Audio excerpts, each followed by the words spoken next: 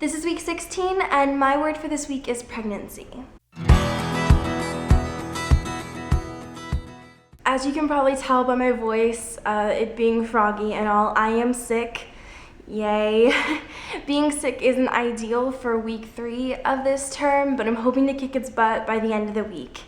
But moving on, today I want to talk about pregnancy, how it relates to my life, and how it relates to my goals for my adult life. As a cisgendered, heterosexual woman who's in a committed relationship, pregnancy is definitely something that is on my want, will, won't to-do list as for my life and for my relationships in general. So ideally, if the world were a perfect place and everything that I wanted would be coming true, this is a little bit about how my 5-year plan, 5 to 6 year plan would look like. First of all, I would complete my undergraduate education at around 22, which means that I'll turn 22 in May and then graduate that following June. I would have completed my master's by 23 and would immediately try to get a job as a high school English teacher, but that also depends on how the job market is going at that time. Additionally, by about 24, I would like to be married so that I can start to be having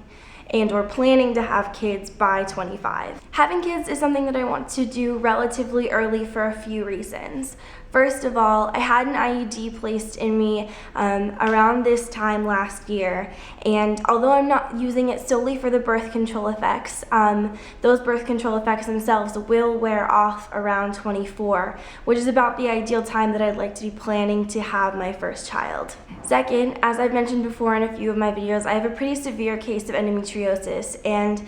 as my doctors have told me for several years now, it would be best to have my children early so that hopefully the endometriosis itself will settle down from pregnancy and from childbirth, but also the sooner that I can have kids, the sooner that I can either get my tubes tied or have a hysterectomy and have all of those organs taken out completely to hopefully eradicate the pain that I have from that endometriosis. Finally, I'd like there to not be a very large age gap between me and my kids, and since this is something that I would like to be planning, and in a 5-year plan it is a little bit more idealistic, it is something I would like to be able to control, and around 25, 24 is a good age for me as far as keeping that age range